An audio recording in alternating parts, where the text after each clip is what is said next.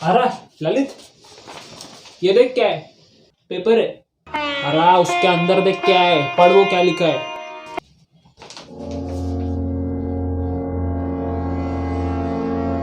भेंडी, क्या बात कर रहा है सच्ची? अबे यकीन नहीं हो रहा मेरे को। अबे यकीन तो मेरे को भी नहीं हो रहा, लेकिन हो गया ना बस, अभी टेंशन इतना है। What are you both discussing in this fragmenting air? क्या बोल रहे हैं? अरे कॉपीराइट, ये देख क्या है? ये तो पेपर है। अरे भंगी, उसके अंदर देख क्या है?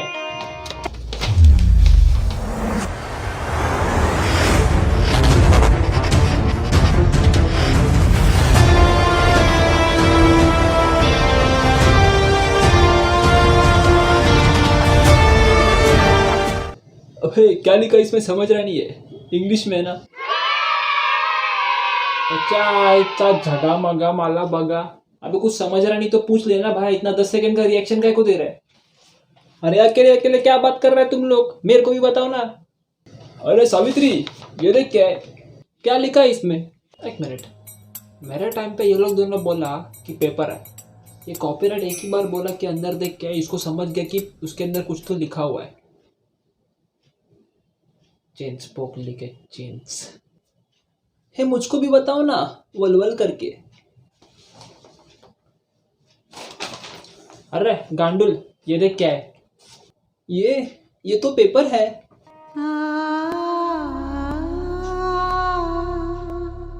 कभी खुशी कभी गम, ना जुदा होंगे हम, कभी खुशी। ए मादर चौथ,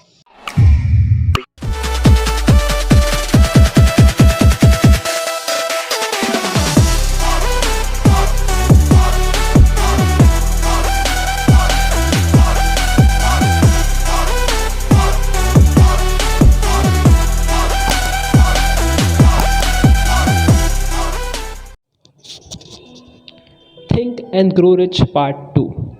पिछले वीडियो में ना हमने पार्ट 1 देखा था, जिसके अंदर हमने बार्नेस की स्टोरी को ध्यान से देखा, जिसके अंदर बार्नेस जिस तरीके से उसने अपने डिज़ायर को एक रियलिटी में कन्वर्ट किया, कैसे उसने एडिसन के साथ एक बिजनेस किया, उसने एडिसन के साथ काम किया।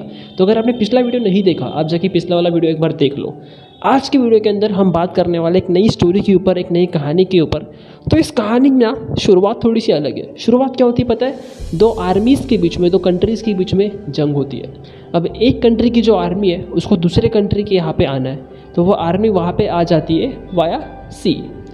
तो वो अपने शिप्स को ना वहीं पे कोस्ट पे लगा देती है। अब जो आर्मी का जनरल होता है वो ऐसी एक शिप के यहाँ पे खड़ा होता है, और वो वहाँ पे ना दो सोल्जर्स को बात करते हुए सुनता है। तो दो सोल्जर्स वहाँ पे ये बात कर रहे होते हैं कि अगर हम यहाँ पे मर गए तो, अगर सामने वाले आर्मी से हम हार गए तो जैसे ही वो ये सुनता है, वो अपने सोल्जर्स को इंस्ट्रक्शन देता है, तेल ले लो और उस तेल को सारे शिप्स के ऊपर डाल दो और सारे के सारे शिप्स को जला दो। सोल्जर्स भी बिल्कुल उसका कहाँ मानते हैं। पहले तो वो कंफ्यूज हो जाते हैं कि यार ये ऐसा क्यों बोल रहा है करने के लिए। वो जाते हैं, शिप के ऊपर तेल डालते हैं एंड उस शिप्स को जला देते हैं।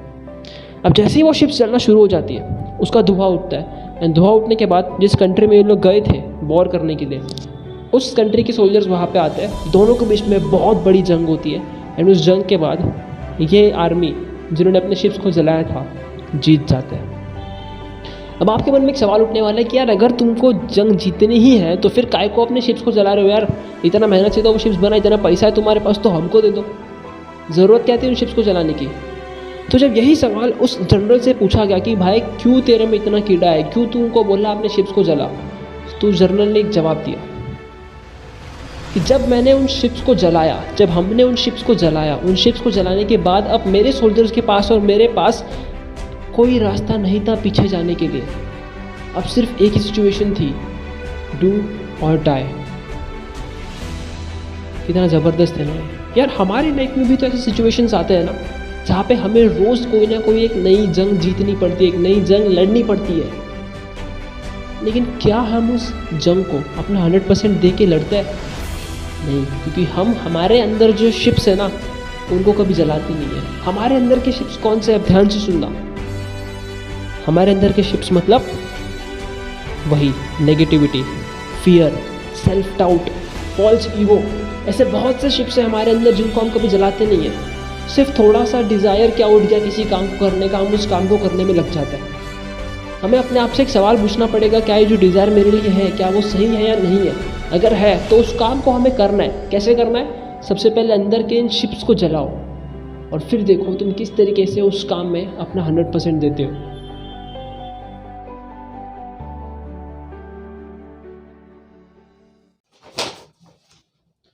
तो गांव से शबनम चचा का लेटर है।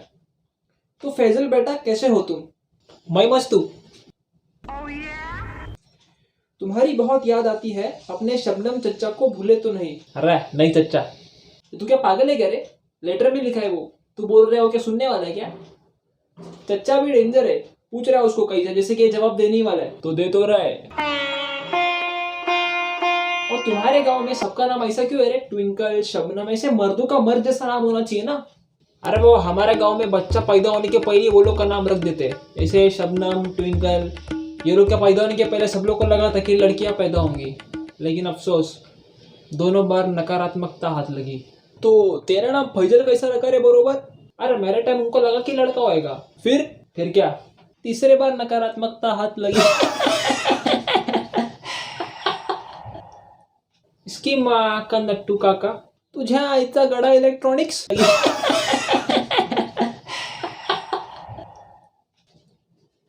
अच्छा, तो लेटर में यह लिखा है कि ट्विंकल चच्चा की पत्नी ड्राई फ्रूट चच्ची वो चच्चा के इंतजार में ड्राई फ्रूट खाते खाते मर गई।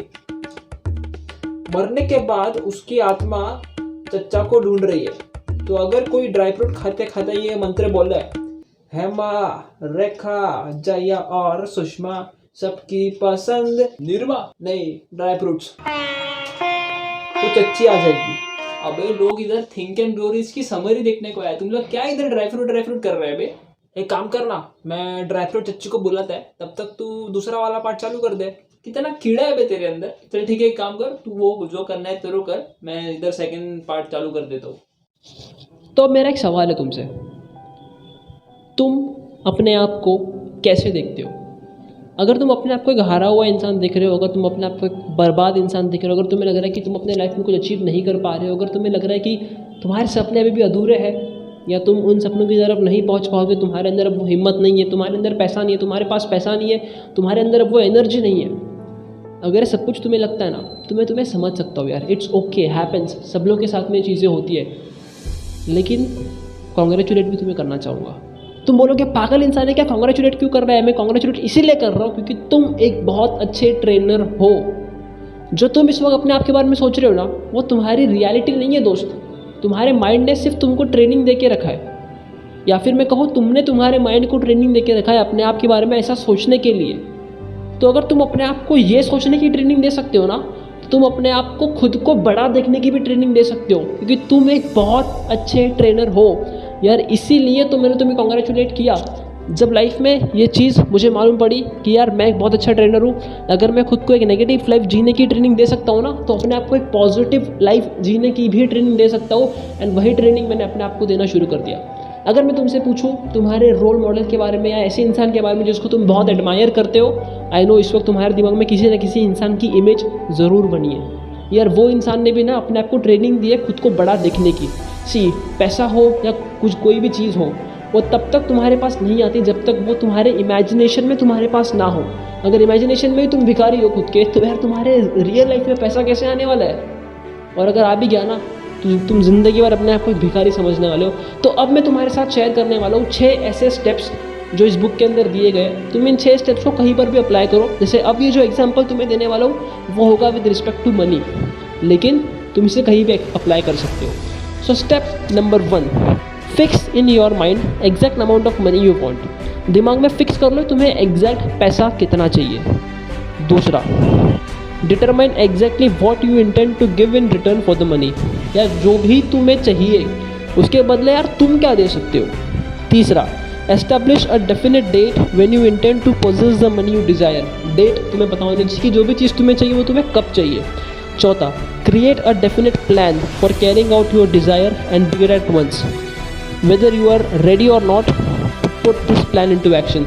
तैयार हो नहीं हो, प्लान बनाया, काम करना शुरू कर दो। Step number 5, write out a clear concise statement of the amount of money you intend to acquire.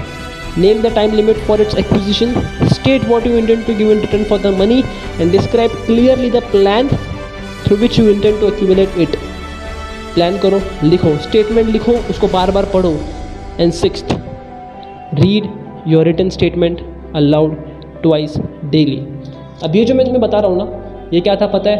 ये थे वो स्टेप्स जिसके थ्रू तुम अपने आप के एक बहुत अच्छे ट्रेनर बन सकते हो, जो खुद को ट्रेन कर रहा है लाइफ में पॉजिटिविटी को पाने के लिए। देखो यार, मैंने तुम्हें पहले भी कहा था, हमें जो चाहिए ना हम उसको अचीव कर सकते हैं, डिज़ायर के थ्रू कर सकते हैं। अभी तक डिज़ायर जो था नेगेटिव डायरेक्शन में जा रहा था, अब वो पॉजिटिव डायरेक्शन में जाएगा। ठीक है, तो अपने आप पे हार्श होना बंद करो, खुद के एक बहुत अच्छे ट्रेनर बनो।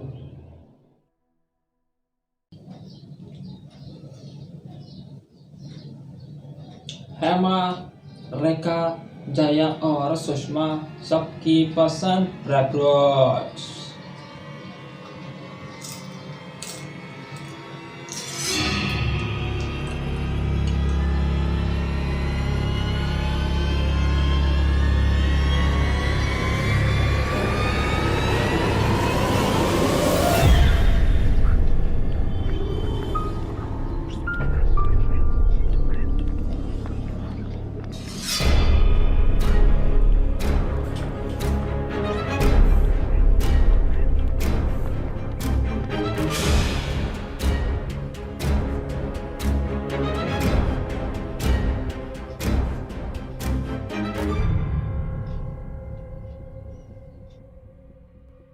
बेटा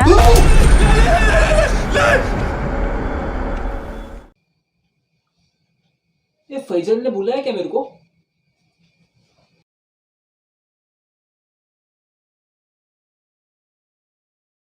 अपने को बोला कि मंत्र का उच्चारण करने वाले रुद्रित सो गया, वही ना, उसको उठाना वलवल करके।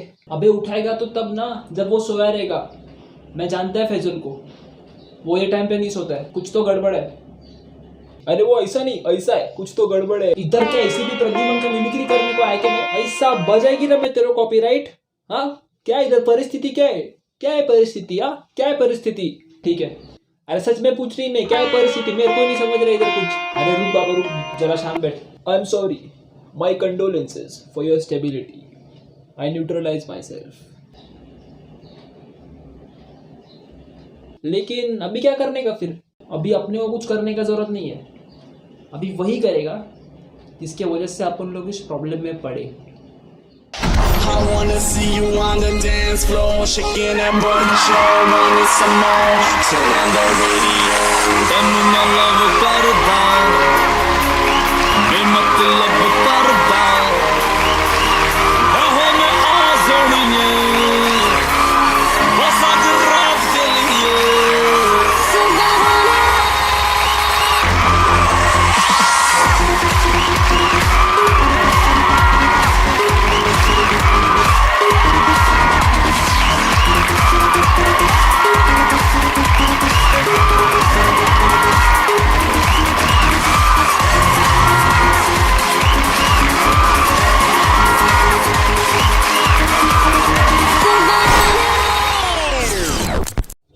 तो अब जो मैं तुम्हें बताने वाला हूँ ना, वो थोड़ा नेक्स्ट लेवल है।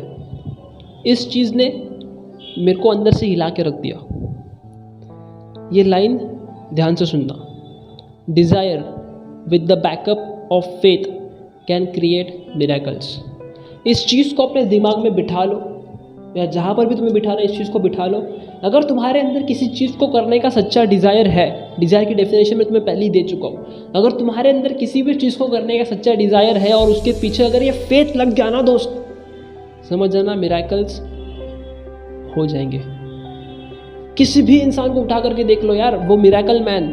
हम सब लोगों ने वो सीक्रेट मूवी देखा ना, जिसके अंदर वो प्लेन में बैठा रहता है, फिर प्लेन क्रैश होता है, उसके हड्डी पैर वैर सब टूट जाता है, डॉक्टर्स बोलते हैं अभी कुछ नहीं कर पाएगा, इसका हगना उतना भी मुश्किल है, लेकिन उसके बाद भी वो क्यों खड़ा होता है यार? जस्ट बिकॉज उसके अंदर एक फेथ होता है कि वो उठेगा। सी, फेथ का मतलब ध्यान से समझो। मुझे चलना आता है इज़ योर कॉन्फिडेंस। चलते चलते गिरने के बाद जो चीज़ तुम्हें खड़ी करती है उसे कहते हैं फेथ, जो तुम्हें अपने आप के ऊपर होता है। चलो बॉलीवुड की बात करते हैं। बॉलीवुड के अंदर कितने सारे लोग कॉन्फिडेंटली आ गए कि हाँ यार हम लोग भी बहुत कुछ करेंगे, लेकिन कितने ही लोग सक्सेसफुल हो पाए? बहुत कम। उसमें से एक नवाजुद्दीन सिद्दीकी। इतने सारे फ्लॉप फिल्म्स देने के बाद, इतने सारे डायरेक्टर से रिजेक्ट होने के बाद, इतने बार गिरने के बाद वो इंसान क्यों खड़ा हुआ? क्योंकि उसके अंदर था फेथ। क्या तुम अपनी लाइफ को भी तो देखो ना, तुम्हारे लाइफ में कितने बार ऐसे नेगेटिव सिचुएशंस आए, इतनी सारी प्रॉब्लम्स तुमने भी तो फेस करी। मैं बोल रहा हूँ ना, आई कैन अंडरस्टैंड यू यार, हम सब लोग उन प्रॉब्लम्स को फेस करते हैं। ऐसे प्रॉब्लम्स को फेस करने के बाद भी तुम सुबह जब एक स्माइल के साथ उठते हो ना, एक फेथ के साथ उठते हो ना कि यार आज का दिन ना बहुत सही जाएगा, तो समझ जाना यार मिरेकल्स अब तुम्हारे लाइफ में आने वाले हैं, क्योंकि तुम्हारे डिज़ायर के पीछे ना वो फेथ लग चुका है। लेकिन मैं चाहता हूँ तुम डिज़ायर एक सही चूज़ करना, जो तुम्हारे लाइफ में और इस पूरी दुनिया में रेवोल्यूशन लेके आए। हमेशा धर्म के रास्ते पे चलना, और फिर देखना तुम क्या नहीं कर सकते अपने लाइफ में, सब कुछ कर सकते हो, क्योंकि तुम्हें बहुत अच्छे ट्रेनर हो। एंड बाकी अगर बात करें इस बुक के सेकंड चैप्टर की, बहुत आलतू फालतू चीज़ें लिखी हुई है जो तुम्हारे किसी काम की नहीं है। मैंने सिर्फ उतना ही बताया जो तुम्हारे काम का है। मिलते हैं। तो 100 बात की एक बात ये है कि गांव से तुम लोगों को एक खत आया जिसमें ये लिखा था कि हमरी ड्राई फ्रूट हमसे मिलना चाहती है। उसमें कुछ मंत्र दिए थे जिसका तुमको उच्चारण करना था। तुम में से कोई नहीं उठा, सिर्फ वो गांडू उठा और वही बैठा है मंत्र का उच्चारण करे। ये गांडू तो है ही पागल है। तुमको पता है बचपन में हमारे गांव में जब बच्चे लोग क्रिकेट कबड्डी खेलते थे, पता है कौन सा खेल खेलता था? गांव के सारी बिल्लियों को एक साथ ड्रम में बंद करके बैठता था और देखता रहता था। ऐसे गांडू गांडू गेम थे इसके। Animal harassment in my country. अरे तभी बच्चा था वो। आई कंडोलाइज वंस मोर। तो चच्चा फिर अभी फैजल को बचाए कैसे? अब मैं जो बोल रहा हूँ उसको ध्यान से सुनो।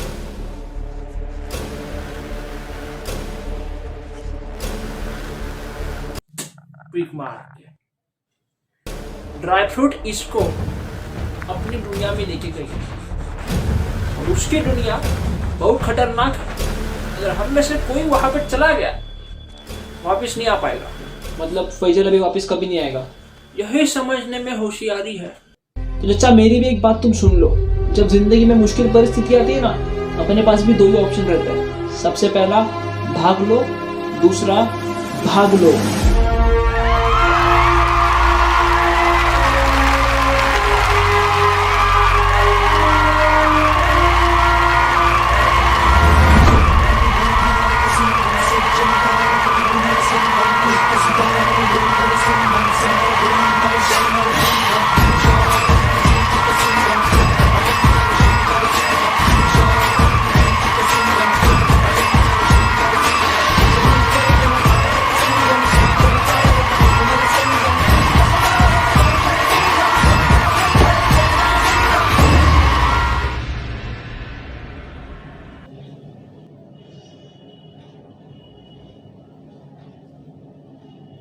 क्या ऐसे क्या देख रहे मेरे को?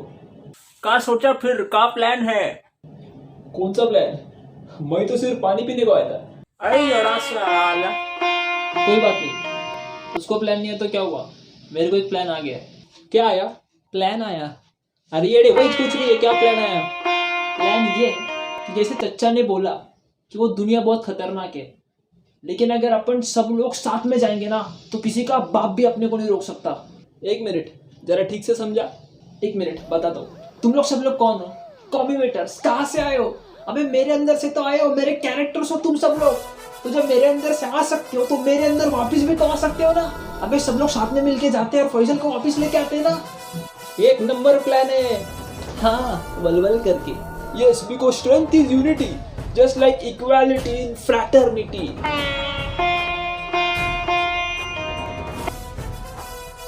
अब जाते हैं और फटाफट से फैजल को वापस लेकर आते हैं।